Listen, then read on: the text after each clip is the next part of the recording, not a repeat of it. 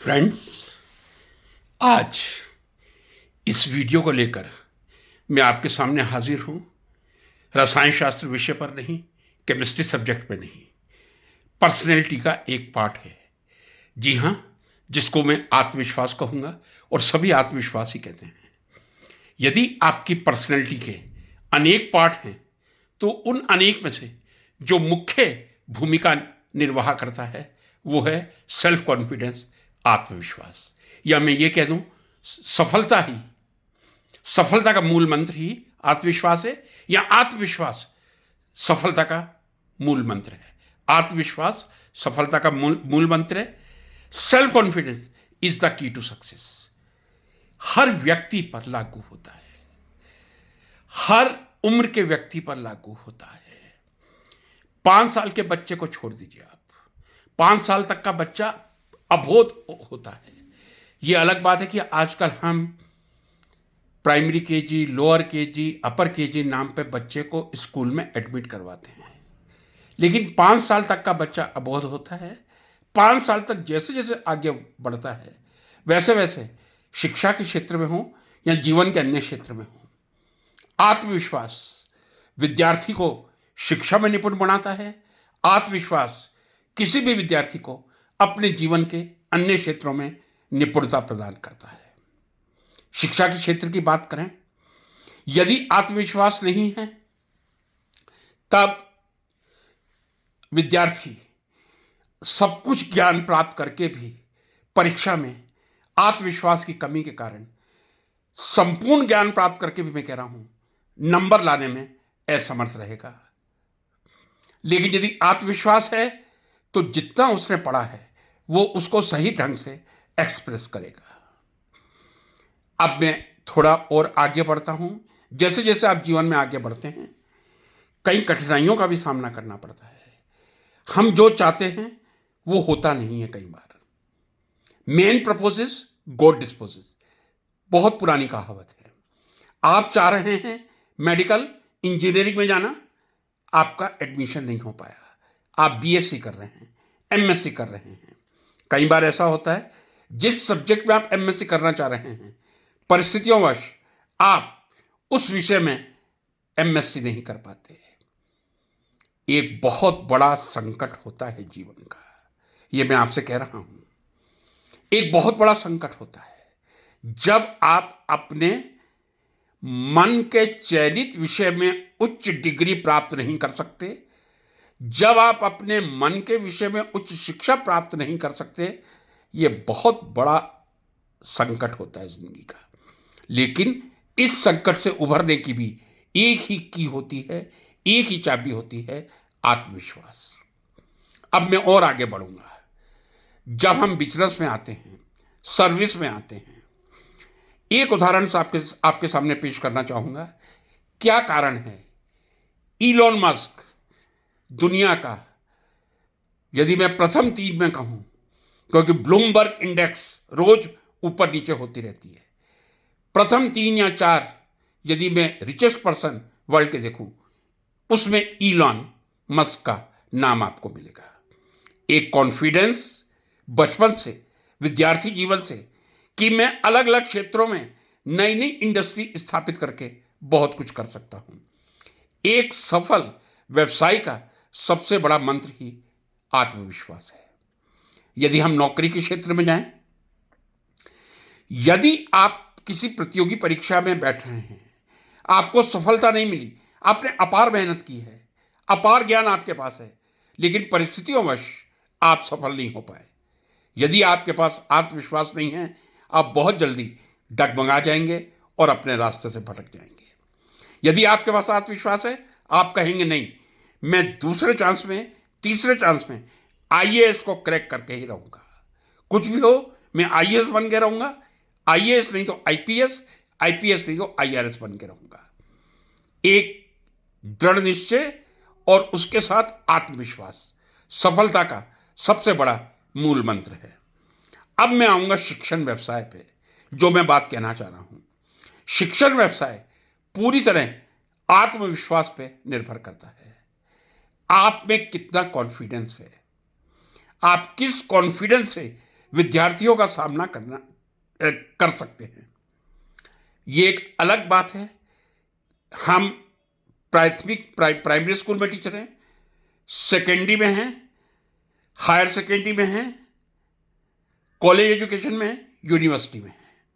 आपको विद्यार्थियों का सामना करना पड़ेगा, उसके अलावा आपके पास कोई विकल्प नहीं है। जितना आत्मविश्वास शिक्षक में ज़्यादा होगा, उतना ही शिक्षक अधिक निपुणता से, अधिक एफिशिएंसी से टीच कर पाएगा। बाकी व्यवसाय के बारे में मैं इतना कुछ नहीं कह पाऊंगा, लेकिन शिक्षण व्यवसाय में मैंने पहले भी कई बार कहा है, 3 चीजें प्रमुख होती हैं: पढ़ना, लर्न करना, ऑब्जर्व करना। साइंस में आप कितना पढ़ते हैं, कितना ऑब्जर्व करते हैं, कितना मस्तिष्क में रखते हैं और कितना एक्सप्रेस करते हैं। यही एक किसी शिक्षक को एक अच्छा शिक्षक, श्रेष्ठ शिक्षक, महान शिक्षक। और यदि तीनों गुण आ जाते हैं, आत्मविश्वास के साथ अध्ययनशीलता आप में है, आप में ऑब्जर्वेशन पावर बहुत अच्छी है, आपकी रिटेंशन पावर, मेमोरी बहुत अच्छी है, आपका एक्सप्रेशन बहुत अच्छा है, तो आप विश्व के सर्वश्रेष्ठ शिक्षक बन सकते हैं। लेकिन आत्मविश्वास के बिना कभी भी शिक्षण जगत में किसी को प्रवेश नहीं करना चाहिए। अब मैं एक बहुत ही पीड़ाजनक बात आपसे शेयर करना चाहूंगा। शिक्षण का मतलब यह है आप किस तरह एक्सप्रेस करके, किस प्रकार से अपने विचारों को विद्यार्थी तक पहुंचा सकते हैं। जी हां, रसायन शास्त्र को किस तरह आप एक एवरेज स्टूडेंट के मस्तिष्क में बैठा सकते हैं, यही एक रसायन शास्त्र के शिक्षक का सबसे बड़ा गुण है। शिक्षक में आत्मविश्वास होना बहुत आवश्यक है, और आत्मविश्वास होगा तभी वो श्रेष्ठ शिक्षक बनेगा, श्रेष्ठ शिक्षण करेगा। दुर्भाग्य से आजकल ज्यादातर जो प्रक्रिया सिलेक्शन की स्टेट पब्लिक सर्विस कमीशन में देखने को मिलती है, बहुत दुर्भाग्यपूर्ण है, या ग्रांट-इन-एड कॉलेजेस में देखने को मिलती है, बहुत दुर्भाग्यपूर्ण है। मेरिट बना ली जाती है और 5 या 10 नंबर का इंटरव्यू होता है। जी हां, ये बात मैं पूर्ण आत्मविश्वास के साथ कह रहा हूं। 90 मार्क्स आउट ऑफ 100 मेरिट बन जाती है, चाहे वो आपके 10th 11th बीएससी एमएससी के मार्क्स हों, पीएचडी के मार्क्स हों, या रिटर्न एग्जाम हुआ है उसके मार्क्स हों। केवल इंटरव्यू, केवल अभिव्यक्ति के परीक्षण के 10 नंबर रखे जाते हैं। कहां तक ये शिक्षण के लिए जस्टिफाइड है? क्या 10 नंबर के आंकलन से आप एक शिक्षक बना देंगे? कई जगह ऐसी व्यवस्थाएं देखने को मिल रही हैं, कहीं इंटरव्यू की आवश्यकता नहीं है, 100% मेरिट बन जाएगी और आपका सीधा शिक्षक के रूप में सिलेक्शन हो जाएगा। मैं कह रहा हूं, यदि आप एक आईएएस बना रहे हैं, उसका इंटरव्यू बहुत कठिन होता है, सबको मालूम है।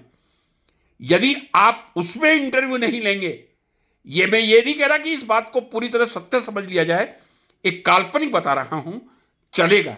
लेकिन शिक्षण के व्यवसाय में, चाहे वो प्राइमरी लेवल का टीचर हो या यूनिवर्सिटी लेवल का हो, सेंट्रल यूनिवर्सिटी का हो, स्टेट यूनिवर्सिटी का हो, कॉलेज का हो, जितनी उच्च शिक्षा बढ़ेगी, डिग्री बढ़ेगी, उच्च कक्षाओं को पढ़ाने का आपका अवसर बढ़ेगा, उतना ही आपका आत्मविश्वास बढ़ना चाहिए। और जब आत्मविश्वास बढ़ेगा तब आदमी ज्ञानी बनता है, और जब ज्ञानी बनता है तब आत्मविश्वास बढ़ता है। यह वाक्य आपको मेरा बहुत ही अटपटा लग रहा होगा, मैं पूरे आत्मविश्वास से कह रहा हूं। जितना आप सब्जेक्ट की गहराई में जाएंगे, जितना आप अधिक अध्ययन करेंगे, आपके आत्मविश्वास में वृद्धि होगी। लेकिन इस वृद्धि को करने में 15, 20, 25 साल का अनुभव लगता है। लेकिन एंट्री लेवल पे ये जो पूरी तरह मेरिट सिस्टम करके इंटरव्यू को बिल्कुल नेग्लेक्ट किया जा रहा है, ये शिक्षण जगत के साथ एक बहुत बड़ा अन्याय किया जा रहा है। अच्छे शिक्षक जब तक उनका साक्षात्कार नहीं होगा, इंटरव्यू नहीं होगा, उनका टीचिंग डिमॉन्स्ट्रेशन नहीं होगा, तब तक आप कैसे शिक्षक का आंकलन कर सकते हैं कि यह शिक्षक श्रेष्ठ होगा या नहीं होगा? केवल इस नाम पे कि भ्रष्टाचार चलता है, इसलिए इंटरव्यू को समाप्त कर दिया जाए, पूरी तरह रिटर्न बेस पे या पूरी तरह मेरिट बनाकर किसी कैंडिडेट को नौकरी दे दी जाए। यदि हम भ्रष्टाचार को नहीं रोक सकते तो हम इस तरह का अन्याय कैंडिडेट के साथ नहीं करें। और शिक्षण में तो मैं फिर पुरजोर विरोध के साथ कहूंगा, यदि आप 10 नंबर का केवल इंटरव्यू रखेंगे, आप आने वाली कई पीढ़ियों को बर्बाद करने का रास्ता चुन रहे हैं। आप कैरियर का भी वेटेज दीजिए, थ्रू आउट फर्स्ट क्लास है। जैसे मुझे याद है, राजस्थान में किसी जमाने में 3%, 2%, 1%, यदि आपका बीएससी 12th या 11th और 10th फर्स्ट क्लास है, आपको उसके बोनस मार्क्स मिलते थे। ठीक है, दीजिए बोनस मार्क्स। रिटर्न एग्जाम हो, कम से कम 50 मार्क्स का इंटरव्यू होना चाहिए। अब उसमें आप बेईमानी को कैसे रोक सकते हैं, पैसे के लेन देन को कैसे रोक सकते हैं, ये शिक्षा के नीति निर्धारकों को और इस देश के नीति निर्धारकों को तय करना है। लेकिन भ्रष्टाचार के नाम पे इंटरव्यू खत्म करने की जो प्रक्रिया चली है, ये किसी भी डिपार्टमेंट में किसी भी कैंडिडेट के सही सिलेक्शन के लिए सही पद्धति नहीं हो सकती। कृपया साक्षात्कार को पूरा वेटेज दिया जाए, आत्मविश्वास का परीक्षण किया जाए, एक्सप्रेशन अभिव्यक्ति का परीक्षण किया जाए, तभी कैंडिडेट का सिलेक्शन किया जाए। और शिक्षण विभाग में तो मैं कहता हूं आत्मविश्वास और शिक्षण क्षमता, इन दोनों का आंकलन केवल साक्षात्कार और टीचिंग के लाइव डिमॉन्स्ट्रेशन से हो सकता है। मैं आशा करता हूं मेरे इन विचारों से आप लोग सहमत होंगे। जहां भी आपकी सहमति हो, असहमति हो, कृपया कमेंट बॉक्स में जरूर लिखें। नमस्कार।